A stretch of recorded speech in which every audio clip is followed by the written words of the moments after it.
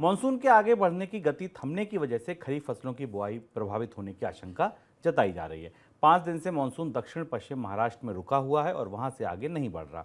और अब तक जिन राज्यों में मानसून कवर कर चुका है वहां भी औसत के मुकाबले बरसात कम हुई है।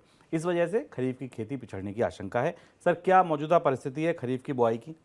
शुभम, मानसून को लेकर मौसम विभाग की तरफ से कोई स्पष्ट रूप से बड़े आंकड़े या घोषणाएं नहीं की जा रही, जो कि चौंकाने वाली बात है, सरप्राइजिंग है इस वजह से, क्योंकि वैसे तो मानसून को लेकर कहा गया था कि बराबर और नियमित रूप से उसकी प्रगति के बारे में बताया जाएगा। पर जो परिस्थिति है, जो आंकड़े मानसून को लेकर मिल रहे हैं, जो मौसम विभाग की वेबसाइट्स पे अपडेट हो रहे हैं, मानसून के बारे में कोई भविष्यवाणियाँ या उसका फोरकास्ट तो अभी नहीं आया है। आमतौर पर मौसम विभाग मानसून की आमद के बाद, आवक के बाद ये बताता है कि अब इसकी प्रगति कैसी है। पर इस आंकड़े को, इस चार्ट को अगर आप ध्यान से देखें तो मानसून 16 जून की तारीख को, जब हम इसको शो कर रहे हैं, 16 जून की तारीख तक मानसून दक्षिण पश्चिम महाराष्ट्र के हिस्से में फंसा हुआ है। अगर आप भारत के स्थिर इलाके को देखें, अगर आप बे ऑफ बंगाल को देखें, तो अभी आप मानसून की एक धारा केवल बंगाल के ऊपर और मध्य और उत्तर पूर्व के हिस्सों में सक्रिय है। इसके अलावा मानसून ने अभी पूरा आंध्र प्रदेश, पूरा उड़ीसा, इस हिस्से को कवर नहीं किया है। आमतौर पर मानसून इस समय तक अपनी सामान्य प्रक्रिया में इन इलाकों में मध्य भारत और मध्य भारत के ऊपर तक पहुंच जाता है, बल्कि 15 जून के आसपास मानसून की पुरानी प्रगति है वो उत्तर प्रदेश के और पूर्वी उत्तर प्रदेश के हिस्सों तक पहुंच जाती है।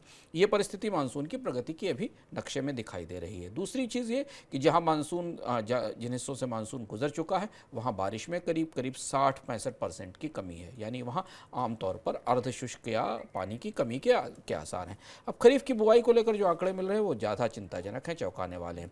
महाराष्ट्र से आंकड़े आ रहे हैं कि महाराष्ट्र में खरीफ की सीजन की जो बारले की जौ की बुआई होती है वो 1% भी नहीं हो सकी है। यानी पूरा का पूरा महाराष्ट्र और मराठवाड़ा और मध्य महाराष्ट्र के हिस्से में अभी बारले की बुआई शुरू नहीं हो सकी है।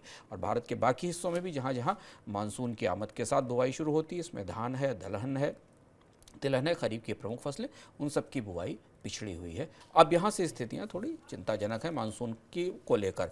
और जो साइक्लोन बिपरजॉय है, उसका असर अब धीमे धीमे कम होना शुरू हुआ है। शायद अगले 24 घंटों में हम बिपरजॉय के असर के बाद मानसून को आगे बढ़ता हुआ देखेंगे। पर निश्चित तौर पर यह तय है कि मानसून ये बेहद कमज़ोर रहेगा जिस तरीके की संभावना में दिख रही है।